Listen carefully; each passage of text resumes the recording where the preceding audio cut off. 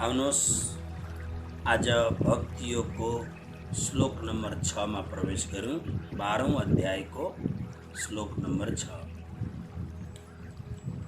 एतु सर्वाणि कर्माणि मयि सन्न्यस्य मत्परः अनन्येनैव योगेन मां ध्यायन्त उपासते। ए तु सर्वाणि कर्माणि मयि सन्न्यस्य मत्परः अनन्येन एव योगेन मां ध्यायन्त उपासते। भगवान श्री कृष्ण परम सद्गुरु कृष्णं वंदे जगद्गुरुं अर्जुन जो अत्यंत मोहले ग्रस्त भएका थिए र कायरता उनमा आएको थियो। परम श्रेष्ठ क्षत्रिय वीर जसका रोम रोममा वीरता मात्र हुन्छ, आज त्यस्तो खालको व्यक्ति प्रति जुन यो भाव आएको छ, त्यसकारणले अर्जुनको कायरतालाई समाप्त पार्नका लागि भगवान श्री कृष्णले भगवद गीताको ज्ञानको श्रवण गराउनु भयो। तर हामी सबै परम सौभाग्यशाली छौं। अर्जुनलाई माध्यम बनाएर भगवानले संसारको समस्त ज्ञानको सार 700 श्लोकको भगवद गीतामा राखिदिनु भयो र 12औं अध्याय मूलतः भक्ति योग हो र यस विषयमा हामीले लामो चर्चा गरिसकेका छौं। भक्ति योगका दुईटा धारा छन्, एउटा निर्गुणा भक्ति र एउटा सगुणा भक्ति, अथवा सजिलो भाषामा भन्नुपर्दा साकारको भक्ति र निराकारको भक्ति। किनभने प्रारम्भदेखि कहीं ज्ञान योगको चर्चा, कर्म योगको चर्चा अनि ज्ञान र कर्म योगमा बीच-बीचमा अनन्य भक्ति योगको कुरो भगवान स्वयं चस्स छुवाइदिनुहुन्छ। अनन्य भक्ति योगको उपदेश गर्नुहुन्छ। धेरै ठाउँ प्राय सबै अध्यायमा कहीं न कहीं कुनै न कुनै प्रकारले भक्ति योगको वर्णन गर्नुहुन्छ। अब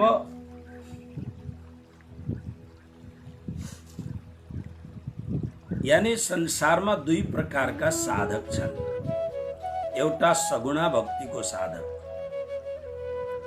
र एउटा निर्गुणा भक्तिको साधक।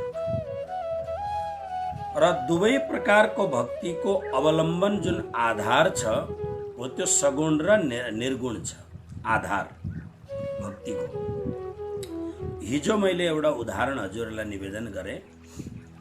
आधार कस्तो छ भन्दा जस्तो बाँदरनी जो हुन्छ र त्यो र अनि बिरालोको सामान्य एउटा उदाहरण दिएर हामीले सम्झिने कोसिस गर्यौं। बाँदरको बच्चा जब आफ्नो आमासँग यानी बाँदरनीसँग आमासँग अब एउटा शाखाबाट अर्को शाखाबाट अर्को शाखामा अथवा त एकटा ठाउँबाट अर्को ठाउँमा जाँदाखेरि हिँडेर त जाँदैनन्, जम्प लगाएर जान्छन्। त्यसकारणले जम्प लगाएर जाँदाखेरि हामीले देखेका छौं बाँदरको बच्चाले आफ्नो आमालाई मजाले पक्रेको हुन्छ। एउटा त्यो कुरो भयो। अर्को कुरो बिरालोको बच्चा अथवा त सिंहको बच्चा, अब हामीले एकदम जानेको कुरो हो बिरालोको बच्चाको कुरो जो हाम्रो सधैँ आँखामा हुन्छ। बिरालोको बच्चालाई तपाईले हेर्नु भएको होला। बिरालोले जब बच्चालाई लिएर ठाउँ सर्दाखेरि बच्चाका आँखा बन्द हुन्छन्, बिरालोले च्याप्पै समात्छ आफ्नो मुखले अनि एउटा ठाउँबाट अर्को ठाउँमा सार्दछ। उदाहरण दिएको थियो, बिरालाका दाँत हिंसक प्राणी हुन्। प्राणीहरूमा दुई प्रकारका प्राणीहरू हुन्छन्, जस्तो गाई, बाख्रा, हरिणहरू, हात्तीहरू, यी सब शाकाहारी प्राणी हुन्। त्यसकारणले शाकाहारी प्राणीहरूको दाँतको बनावट अलिक अलग खालको हुन्छ, तपाईहरुले राम्रो ध्यान दिएर हेर्नुभयो भने। र मांसाहारी प्राणीको दाँतको बनावट अलिकति फरक हुन्छ होला। दाँतको पनि फरक हुन्छ र आँतको पनि फरक हुन्छ। र हाम्रा ऋषि महर्षिहरूले, ज्ञानी गुणीजनहरूले हाम्रो तुलना गर्दाखेरि हाम्रो जुन दाँतको र आँतको बनावट शाकाहारी प्राणीहरूको जस्तो भएको हुनाले हाम्रा ऋषि महर्षिहरूले, हाम्रा शास्त्रले, हाम्रा ज्ञानी गुणीजनहरूले हामीलाई शाकाहारी हुनुपर्छ भनेर सल्लाह दिने कारण त्यो हो। विधाताले, सृष्टिकर्ताले सृष्टि बनाउँदा यसरी अलग अलग बनाएको हुन्छ। अब बिरालो भनेको हिंसक प्राणी हो, शिकार गर्ने प्राणी हो। जहिले पनि दाउ हेरेर बस्दो, रुखमा चढेर रुखका जुन पशु पक्षीहरूलाई उसले शिकार गर्दछ, मुसाको शिकार गर्दछ। कुनै पनि ऊभन्दा कमजोर प्राणीको ऊ शिकार गर्दछ।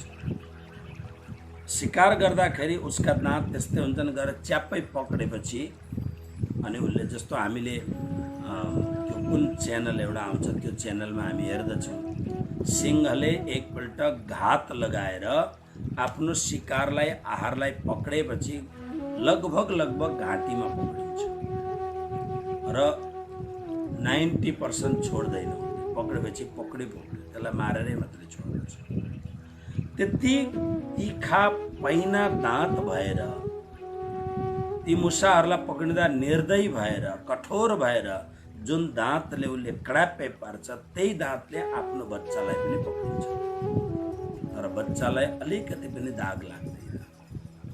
यो कारण के हो भन्दा उसको ममता हो, उसको वात्सल्य हो।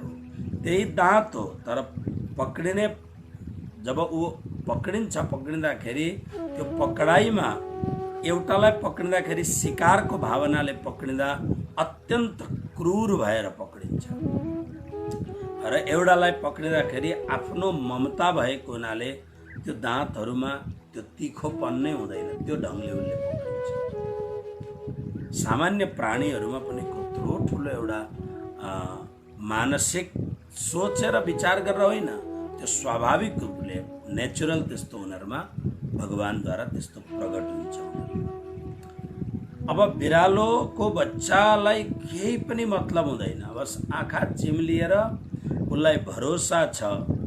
किनभने भक्ति क्षेत्रमा भरोसा शब्दको बहुत ठुलो महत्त्व छ।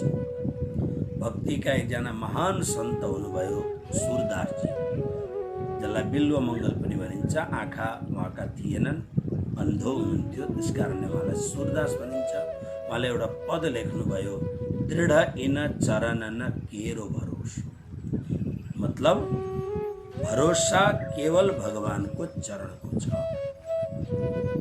परमहंस कृष्ण प्रियाचार्यजी महाराजको पूर्व नाम भरोसा दास थियो। परमात्मामा भरोसा गर्ने हो। त्यसकारणले बिरालो बच्चो एकदम भरोसा छ उसलाई कि मेरो आमाले मलाई जहाँ पनि लान्छन् राम्ररी लान्छन्। त्यसकारणले अब उनीहरूको त आश्रय आमा नै हुन्छ। तसर्थ यसरी नै जो भक्त हुन्छ त्यो भक्त बिरालोको जस्तो, बिरालोको बच्चा जस्तो ऊ बिल्कुल उसले छोडिदिएको छ, उसलाई भरोसा छ। तर ज्ञानी जो हुन्छन्, सांख्य योग भन्नुहोस्, निराकारवादी भन्नुहोस्, निर्गुणा भक्तिका ज्ञानी मुनिजनहरू भन्नुहोस्, उनीहरू बाँदरका बच्चा जस्ता हुन्छन्। उनीहरूले आफूले पक्रिनुपर्छ साधनलाई। तसर्थ हामीले 5औं श्लोकमा हिजो अलिकति श्रवण गर्यौं कि कसरी यो बाटो अत्यन्त कठिन भन्दा कठिन बाटो छ। क्लेश अधिकतर यो बाटोमा अत्यन्त कठिनाइ छ। किन कठिनाइ छ, यसमा कठिनाइ हुने कारण के छ भन्दा एउटा सबभन्दा ठुलो कारण यसमा देहाभिमान, देहवद्भि भन्ने शब्द छ, देहाभिमान। किनभने कुनै पनि वस्तुको अभिमान रहने बित्तिकै हामी अभिमानको अवलम्बन गर्यौं। त्यस कारणले सम्पूर्ण रूपले भगवत शरणागत हुनै सक्दैन। देहाभिमान भएको व्यक्तिले भगवानलाई पक्रिनु पर्नेमा उसले अन्य अन्य कुरोलाई पक्रिन्छ। जस्तो म एक दुईवटा उदाहरण दिउँ। जस्तो कुनै व्यक्ति बहुत ज्ञानी छ, त्यस कारणले यदि ज्ञानी त छ तर यदि अभिमानका तुसहरू छन्, अहंकार छ भने ज्ञानको अहंकार हुन्छ। अनि ज्ञानको अहंकार भएको व्यक्ति प्राय कस्तो हुन्छ भन्दाखेरि आफूभन्दा कम ज्ञानी व्यक्तिलाई भरसक्ता यस्तो हुन्छ, ज्ञानी मान्छेलाई अरूलाई ज्ञानी नै सम्झिँदैन। म एउटा बहुत विनम्रतापूर्वक एउटा कुरो भन्न चाहन्छु। म संस्कृतको विद्यार्थी, मैले प्राय भगवत कृपाले, गुरुदेवको कृपाले बनारसमा बसेँ केही वर्ष, हरिद्वार बसेँ। हरिद्वारदेखि अलिक माथि लक्ष्मण झुला भन्ने एरिया छ, त्यहाँ बसेँ। पढाइको क्रममा, साधनाको क्रममा श्री वृन्दावन धाममा गएर बसेँ। बनारस, हरिद्वार, वृन्दावन धाम यी गढ हुन् पढाइका। इलाहाबादमा पनि पढाइको संस्कृतको गढ छ। प्राय त्यो कस्तो देखिन्छ भने संस्कृत पढ्ने मान्छेले संस्कृत नजान्नेलाई विद्वानै सम्झिँदैन। आफू संस्कृत जान्दछ, किनभने विद्वान शब्द संस्कृतको शब्द हो। त्यसले गर्दा प्राय हुनसक्छ, मेरो भुल पनि हुनसक्छ, तर मेरो अनुभवको आधारमा संस्कृत पढेको मान्छेले अतिरिक्त संस्कृतदेखि बाहेकको जो हुन्छ उसलाई विद्वान सम्झिँदैन। तर मेरो दृष्टिकोणमा जस्तो संस्कृत पढ्नेवाला मान्छे, म त संस्कृतको विद्यार्थी हुँ, संस्कृतका बहुत ठुल्ठुला विद्वानहरू हुन्छन्। तर एउटाले इङ्ग्लिस जान्दछ, इङ्ग्लिसमा ऊ पारङ्गत छ भने ऊ इङ्ग्लिसको विद्वान हो। एउटा मान्छेले उर्दू जान्दछ, उर्दूमा ऊ तयार छ भने उर्दूको पारङ्गत विद्वान हो। हेर्नुहोस्, हामी जो शब्द बोल्दछौँ हाम्रा उच्चारणमा बहुत फरक पर्दछ। जस्तो तीनवटा स हुन्छ, स, श र स। यी तीनवटा सलाई हामी संस्कृतमा भन्दछौँ दन्त्य स, तालव्य स, मूर्धन्य स। अब हेर्नुहोस् फरक छ। दन्त्य स भनेको जुन स बोल्दाखेरि जिब्रो दाँतमा ठोकिन्छ त्यसलाई दन्त्य स भनिन्छ, बिचमा यसो चिरेको। तालव्य स जिब्रो तालुतिर लाग्दाखेरि स भन्ने उच्चारण हुन्छ, त्यसलाई तालव्य स भनिन्छ, तालुतिर जिब्रो लाग्दा अनि स। मूर्धन्य स, मूर्धन भनेको तालुदेखि अझै भित्रपट्टि गएर मूर्धन आकाशतिर एकदम भित्रपट्टि गएर मूर्धनीतिर गएर जुन जिब्रो लाग्दछ त्यसलाई मूर्धन्य स भनिन्छ। संस्कृतमा यसरी नै पढाइन्छ, दन्त्य स, तालव्य स, मूर्धन्य स भनेर पढाइन्छ। तर प्राय हामी संस्कृतै पढेको पनि र नेपाली पढ्नेहरू पनि, हिन्दी पढ्नेहरू पनि यो तीनवटा शको उच्चारण बहुत कम्ती मात्रामा गरिन्छ। एउटै दन्त्य सकै उच्चारण प्राय गरिन्छ। त्यसले गर्दा लेख्नमा भयङ्कर भुल हुन्छ। प्राय नेपालीहरूको सबैभन्दा कम मार्क्स नेपाली भाषामा आउँदछ। र म देख्दछु अब काठमाडौँ आश्रममा बस्दाखेरि हाम्रा भक्तहरू आउनुहुन्छ, लेख्नुहुन्छ, उहाँहरूको एक पेज लेखेको म हेर्दछु 10 ठाउँ 25 ठाउँ गल्ती हुन्छ। इकार इकारको, उकार उकारको, सहरूको उच्चारणको, सन्धिको यति गल्ती हुन्छ। म संस्कृतको विद्यार्थी, गल्ती सामने एकदम स्पष्ट गल्ती देखिहालिन्छ एकदम। ओके, तर उर्दू, अरबी, फारसी यस्तो भाषा हो, उनीहरूले त्यो कख सिकाउँदैखेरि उनीहरूको जुन कख हुन्छ, अलिफ बे पे ते टे से जिम जे हे खे डाल दाल जाल यस्ता खालको उनीहरूको उच्चारण हुन्छ। त्यो उनीहरूलाई पहिलेदेखि नै घोटी घोटिकन यसरी सिकाइन्छ। त्यस कारणले उनीहरूले जब तपाईँ हेर्नुहोस्, प्राय उर्दूमा बोल्ने मान्छेहरूको लफ्ज, त्यो आवाज यति मस्त हुन्छ उनीहरूको, किनभने त्यो भाषा, त्यस भाषाको उनीहरू प्रखर विद्वान हुन्छ। कोही कम्प्युटरको विद्वान छ, कोही, तर प्राय मैले अनुभव गरेको आधारमा संस्कृत जान्ने मान्छेहरूले अलिकति धेर नाक उँचा बनाएर विद्वान भनेको चाहिँ हामी मात्रै हौँ भन्ने खालको अहङ्कार हुन्छ। यो अहङ्कार भयो विद्वत्ताको। विद्या विवादाय धनम मदाय विवाद भयो। मतलब यसरी हरेक कुरोको अहङ्कार काहीँ न काहीँ हुन्छ। रूपको अहङ्कार हुन्छ, बलको अहङ्कार हुन्छ, पैसाको अहङ्कार हुन्छ, प्रतिष्ठाको अहङ्कार हुन्छ, चतुर्याइको अहङ्कार हुन्छ, कुलको खानदानको अहङ्कार हुन्छ। हर प्रकारको अहङ्कार, यी सबै देहाभिमान आदि अहङ्कारभित्र पर्दछ। र अहङ्कारको तुस जबसम्म हामीमा हुन्छ तबसम्म देहवत भी, देहाभिमानले युक्त भएको व्यक्ति अव्यक्त ब्रह्ममा यानि निर्गुण ब्रह्ममा लाग्न सक्दैन, किनभने उसको चित्तवृत्ति त अहङ्कारमा हुन्छ।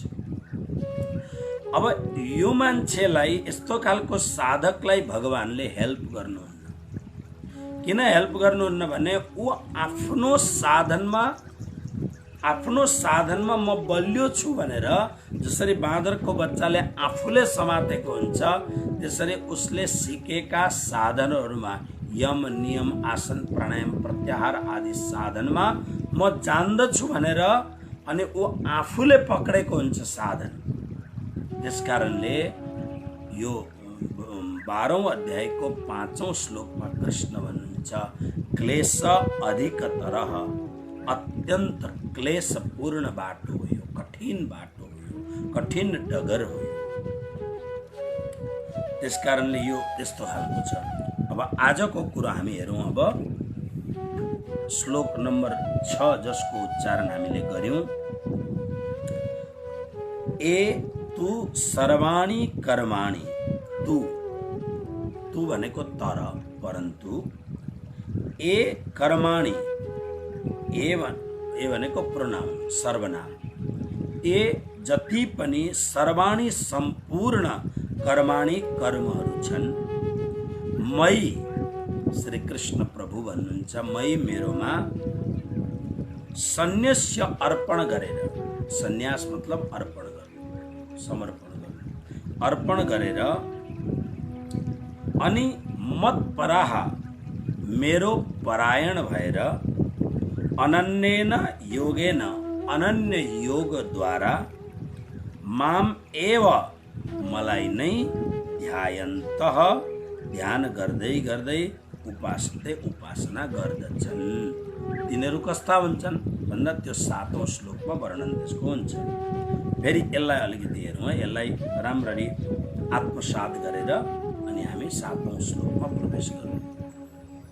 कस्तो खालको भक्त जसलाई 7औं श्लोकमा यति ठुलो प्राइज दिनुभएको छ प्रभुले, यति ठुलो उपहार दिनुभएको छ 7औं श्लोकमा, तर त्यसको लागि सगुणा भक्ति यानी सगुण साकार ब्रह्मको भक्ति गर्ने व्यक्ति, अथवा यसलाई यसरी सम्झ्यौँ कि कृष्ण नै मेरो परमेश्वर हुनुहुन्छ, जो गोपीसँग रास खेल्नुहुन्छ, ग्वालबालहरूसँग गाई चराउन जानुहुन्छ, गाईहरूलाई लिएर जानुहुन्छ, गाईहरूप्रति अत्यन्त प्रेम भाव राख्नुहुन्छ, साना साना बाच्छालाई आफ्नो अँगालोमा हालेर अत्यन्त प्रेम गर्नुहुन्छ, वनमा जाँदाखेरि हिरणका साना साना पाठाहरूलाई जसले काखमा खेलाउनुहुन्छ। जब प्रभु बस्नुहुन्छ त्यतिखेर आसमानबाट उडेर आउने अत्यन्त राम्रा राम्रा चराचुरुङ्गीहरूलाई जसले प्रभुले आश्रय दिनुहुन्छ। नदीको तरङ्ग जो प्रभुको चरण छुन आकुल व्याकुल भएर एउटी विरहिणी प्रेमिका जसरी आफ्नो प्रेमीलाई स्पर्श गर्नका लागि आकुल व्याकुल हुन्छन्, त्यसरी नै नदीका ती सुन्दर सुन्दर तरङ्गहरू इठलाउँदै इतराउँदै प्रभुको चरण छुनका लागि आकुल व्याकुल हुन्छन्। तिनीहरूको छेउमा बसेर आफ्नो श्री चरण छेउमा राखिदिँदा जसरी नदीका तरङ्गहरूलाई शान्त बनाउनुहुन्छ। बाहिरबाट चल्ने सरसर्ती हावा आफूलाई पवित्र बनाउनको लागि त्यो हावालाई प्रभुको स्पर्श प्राप्त गरेर आफूलाई पावन बनाउनका लागि हावा चलिरहेको हुन्छ। शीतल मन्द सुगन्ध हावालाई स्वीकार गरेर जसरी पवन देवलाई शान्त बनाउनुहुन्छ, यसरी सम्पूर्ण अस्तित्वमा आफू घुलमिल भएर अस्तित्वसँग एकाकार भएर जुन ब्रह्मले जुन परमात्माले अत्यन्त प्रेम गर्नुहुन्छ, यस्तो परमात्माको प्राप्तिको लागि शर्त के छ भन्दा सर्वाणी कर्माणी सम्पूर्ण कर्महरूलाई मेरोमा त्याग गरेर मेरोमा अर्पण गरेर अनि मेरो परायण भएर। यी शब्दहरू पहिले पनि हामीले थुप्रोपल्ट सुनिसकेका छौँ, तर राम्रो कुरो यो छ हामी प्राय सुनेको कुरो बिर्सिन्छौँ। त्यसले गर्दाखेरि फेरि बार बार दोहोऱ्याउने बिर्सिने कारण छ। जस्तो अब उमेर बढ्दै गएपछि सिस्टमेटिक रूपले बिर्सिने बानी हुन्छ, गुड। अर्को बिर्सिने बानी लापरवाहीले, हाम्रै गुरु त भन्ने पढाइरहन्छन्, फेरि पढाउँछन्, फेरि सुन्नुला, लापरवाही। अनि तेस्रो कुरो बस खाली बसिएको छ, एकपल्ट खोलौँ गर्दाखेरि आउँछ, आएर माथि उडेर जान्छ, त्यस्तो हुन्छ लापरवाहीहरूले। त्यसले पनि बिर्सिने बानी हुन्छ।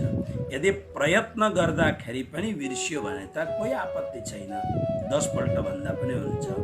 तर प्राय किनभने हामी धेरैवटा कुरोहरू बिर्सिँदैनौँ, तर केही कुराहरूलाई हामीले याद राख्नै हाम्रो मस्तिष्कलाई हामी जोर नै लगाउँदैनौँ, यस कुरालाई हामी याद राखौँ भनेर।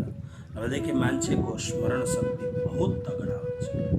दिदीबहिनीहरूले 6 महिना अगाडि कुनै फङ्सनमा जाँदा जुन खालको ड्रेस अथवा साडी लाउँछन्, 6 महिनासम्म त्यो साडीको ड्रेसको त्यो नै बिर्सिँदैन। स्यान्डल, टिका, साडी याद हुन्छ उनीहरूलाई भने हिजोको कुरा आज हामी कसरी बिर्सिन्छौँ। यसका लागि हाम्रो सबभन्दा ठुलो कुरो हुन्छ लापरवाही। अब हेर्नुहोस्, यो कर्म भगवानमा समर्पित गर्ने भन्दाखेरि कसरी हुन्छ भन्दा यसका 3वटा तहहरू छन्, 3वटा यसका श्रेणीहरू छन्। पहिले यसको नाम सुनौँ हामी। कस्तो श्रेणी छ भन्दाखेरि यसमा एउटा छ मदर्पण, एउटा छ मदर्थ अनि एउटा छ मतकर्म। जुन हामीले यहाँ यो श्लोकमा जुन श्रवण गर्यौँ कि सम्पूर्ण कर्म मेरोमा समर्पण गरेर मतपरह मेरो परायण। अब यो कर्म भगवानमा समर्पण गर्नु भनेको यसका 3वटा तरिकाहरू छन्। एउटा तरिका मदर्पण कर्म। मदर्पण कर्म भनेको के हो भन्दाखेरि पहिले प्रारम्भ गर्दाखेरि मनमा अर्कै कुरो थियो, अर्कै भावनाले हामीले कर्म गर्यौँ। तर कर्म गरिसकेपछि त्यो कर्म परमात्मामा हामीले समर्पण गर्यौँ। ओके, जस्तो किसानहरूले के गर्छन्, म त एउटा किसानको घरमा जन्मेको मान्छे, तर कृष्ण भक्ति श्री कृष्ण प्रणामी धर्मको भक्ति मलाई बाई बर्थ प्राप्त भएको। हाम्रा घरहरूमा कस्तो हुन्थ्यो भने हाम्रा बारीमा खेत खलिहानमा जुन पनि कुरो फल्छ, अब चराचुरुङ्गीले अथवा अरू कुरोले खानु त्यो अलग कुरो हो, तर हामीले घरमा प्रयोग गर्दाखेरि सबैभन्दा पहिले राज्य महाराजलाई समर्पण नगरिकन हामी खान्छौँ, जस्तो खालको परम्परा। र त्यसरी नै पछि म साधु बनिएँ। साधु बनेर अब यहाँको म महन्त छु। त्यसकारणले हामी अहिले पनि हाम्रो प्राय हर चिज, प्रत्येक वस्तु हामी जब बनाउँछौँ त्यसलाई प्रभुलाई समर्पण गरेर मात्र। अलबत्ता हाम्रो शरीरका लागि कुनै वस्त्र छ भने त्यो वस्त्रहरू पनि प्रभुलाई देखाएर मात्र उपयोग गरिन्छ। अब हेर्नुहोस्, खेत खलिहानमा मकै छरेको छ, धान छरेको छ, कोदो छरेको छ, गहुँ छ, जे पनि यावन मात्र सागसब्जीहरू कुनै पनि छ, पहिलो बालीको पहिलो कुरो ल्याएर त्यसलाई परमात्मालाई प्रत्येक दिन भोजन बनिँदाखेरि भोग लाग्छ, त्यो अलग कुरो हो। तर बाली तयार भएपछि पहिलो बाली, ठाङ्ग्रामा काँक्राहरू लागेका छन्, पहिलो काँक्रो ल्याएर प्रभुलाई समर्पण गरिन्छ। लिच्ची फलेका छन्, आँप फलेका छन्, पहिलो कुरो ल्याएर प्रभुलाई समर्पण गरिन्छ। अब खेतमा त हजारौँ मकैका घोगा फलिरहेछन्, त्यो सबै त प्रभुलाई अर्पण गर्न गरेको होइन। भावना अर्कै केही कुरोको थियो होला, तर पहिलो त्यो तयार भएपछि पहिलो परमात्मालाई समर्पण गरिन्छ। यसरी नै व्यापारीले के गर्छन्? मेरो पासमा थुप्रो मान्छेहरू आउँछन् यहाँनिर, गुरुजी मैले यस्तो व्यापार सुरु गरेको छु, म उसलाई एउटा दान पात्र दिन्छु। मेरो पासमा आशीर्वाद लिन आएपछि दान पात्र दिएर पठाउँछु। बेलुका जब तिमी क्लोज गरेपछि जति सक्दो छ 1 रुपियाँ, 5 रुपियाँ, 10 रुपियाँ, 10 रुपियाँभन्दा धेरै नहाल, फेरि लोभ जाग्दछ। त्यस कारणले जे सक्दो छ त्यति पैसा यो दान पत्रमा हाल्नु, आफूले नखोल्नु, आफ्नो उपयोगमा नलिनु, यो लिएर मेरो पासमा यो तिम्रो हिसाब। यानी बेलुका एकाउन्ट क्लोज गरेपछि यो प्रभुलाई समर्पण गर्ने। अब काम त अर्कै उद्देश्यले गरिएको हो, तर त्यो कामको परिणाम प्रभुलाई समर्पण गरेर गरिएको छ।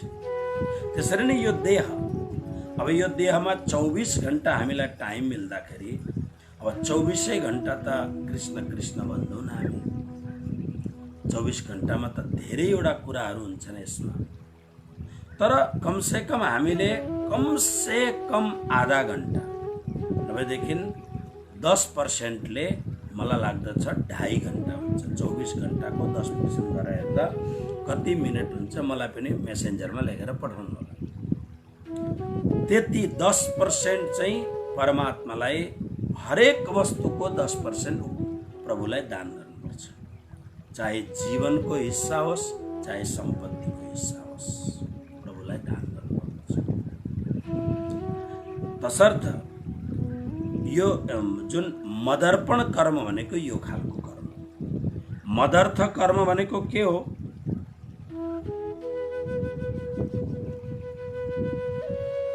मदर्थ कर्म भनेको केवल भगवानको लागि जो कर्म गरिन्छ।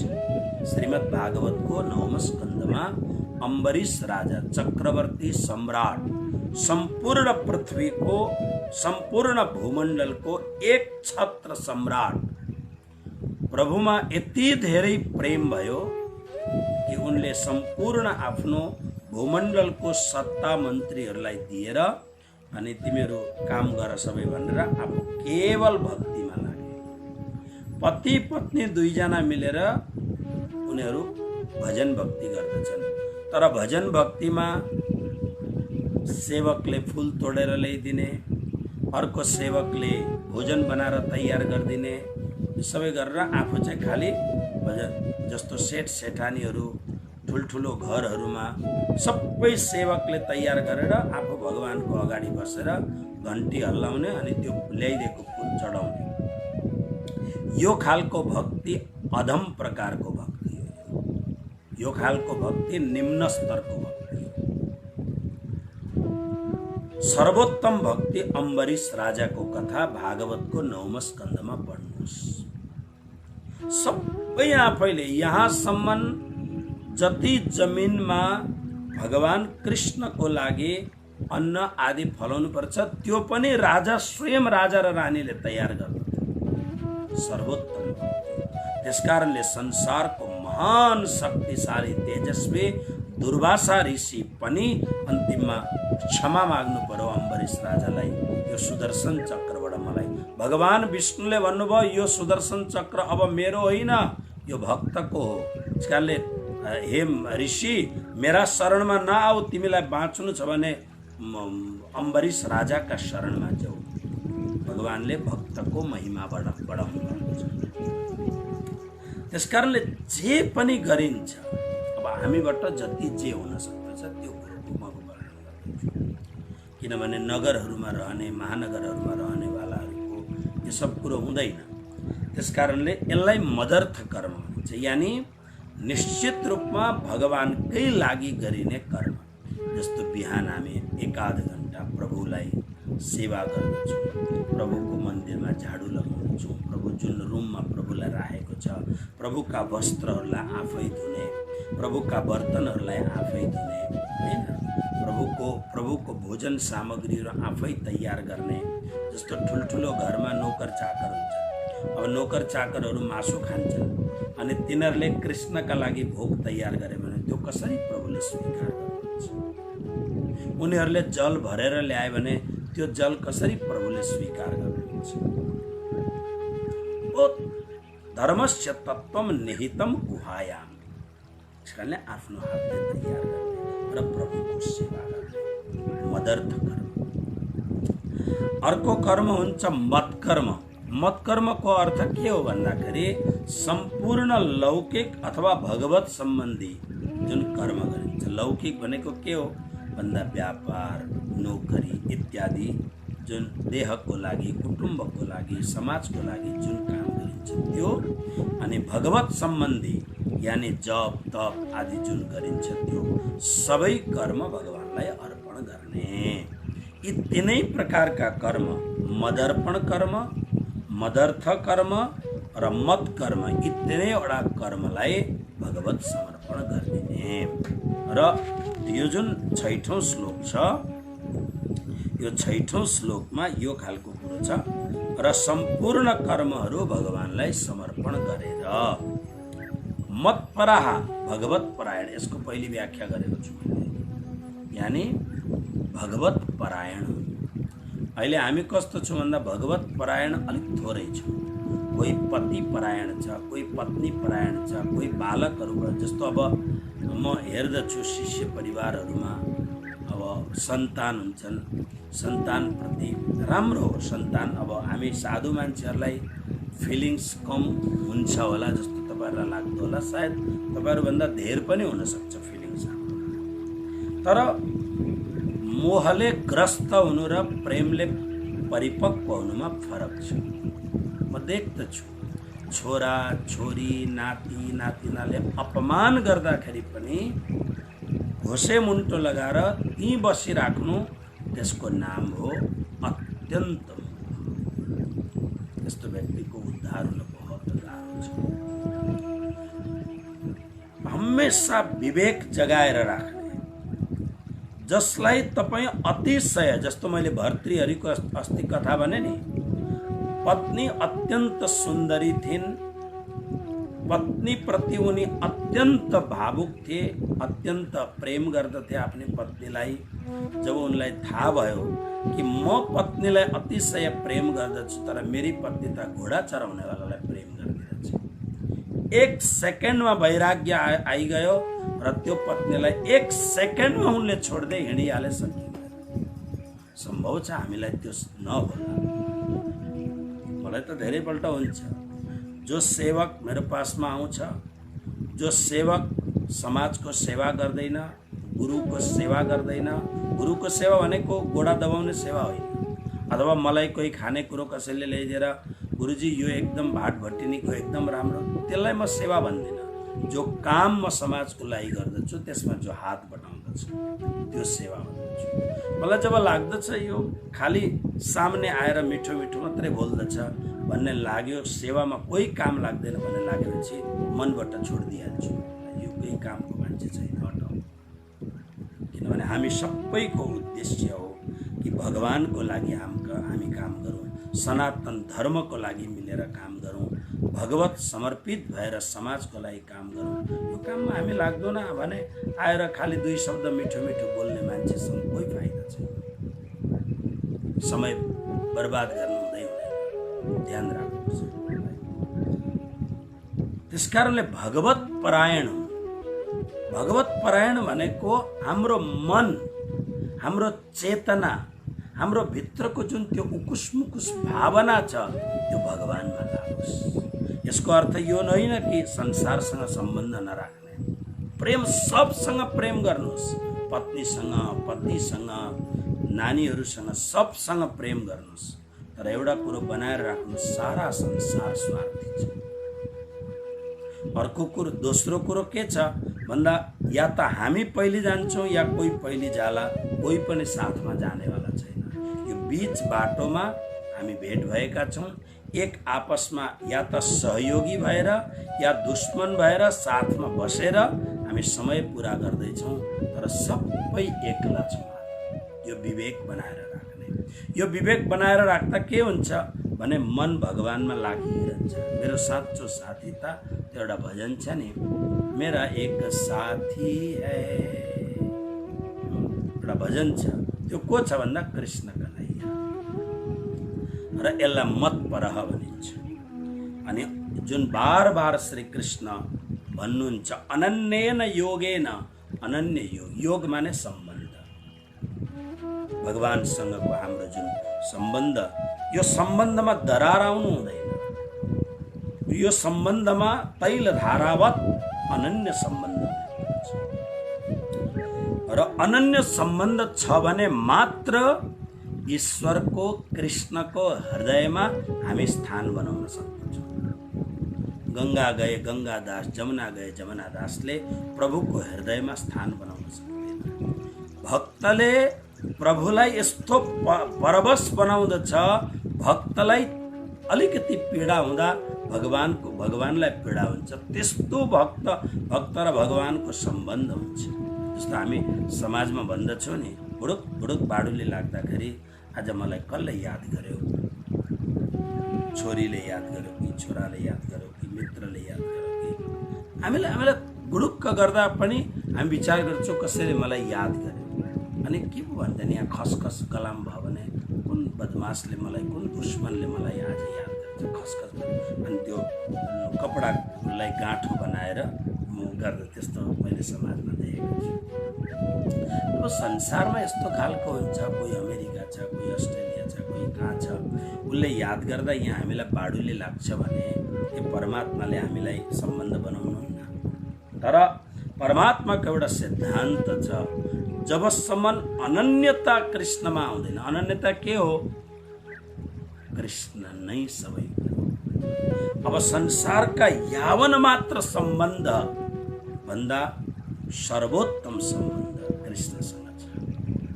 यसलाई अनन्य योग भनेको सम्बन्ध। यस्तो अनन्य सम्बन्धद्वारा जसले मेरो ध्यान, मलाई ध्यान गर्दै, यहाँ ध्यायन्त मतलब ध्यान गर्नु, तर यति मात्रै होइन, ध्यायन्तको अर्थ हो एकाग्र भएर।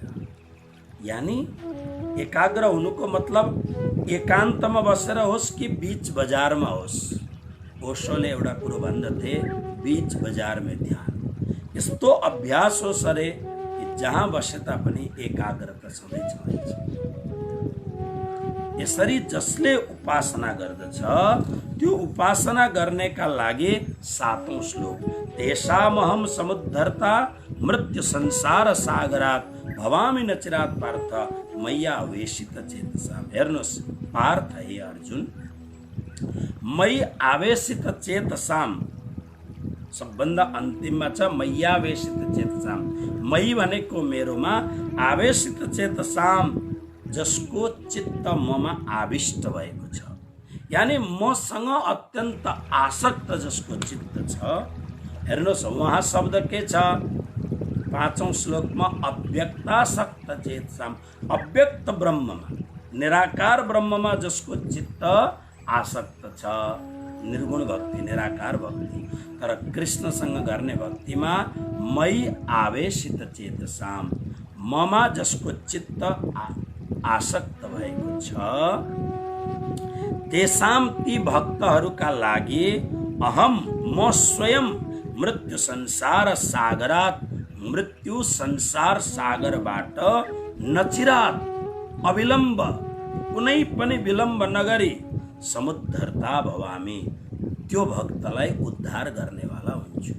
अब हेर्नुहोस्, निराकारवादी जो भक्त छ उसले आफूले उद्धार भएर पुग्नुपर्छ त्यहाँ, र सगुण भक्तिमा यानी कृष्ण नै मेरो प्राण हो भन्न जो लाग्दछ, भगवान के भन्नुहुन्छ, तेसाम त्यो भक्तको लागि जसले अनन्य सम्बन्ध बनाएर हे कृष्ण भनेर आँसु सहित प्राण सहित पुकार गर्दछ, स्वयं परमात्मा भन्नुहुन्छ मृत्यु संसार सागरबाट ढिलो नगरी नचिरात, नचिरातको अर्थ हो तुरन्त। जस्तो 9 अध्यायमा 31 श्लोकमा कृष्णले लेख्नुभयो, क्षिप्रम भवति धर्मात्मा शश्वत शान्ति गच्छति कौन्तेय प्रतिजानीहि नमे भक्त प्रणश्यति, जुन भन्नुभएको छ अविलम्ब इमिडिएटली नचिरात यसको उद्धार गर्नेवाला म स्वयं हुन्छु। यहाँभन्दा ठुलो उपहार के चाहियो, यहाँभन्दा ठुलो सान्त्वना के चाहियो। कृष्णसँग मोहब्बत गर्नु, कृष्णसँग प्रेम गर्नु, कृष्णलाई महबूब बनाउनमा यो फाइदा छ। बस आज यति।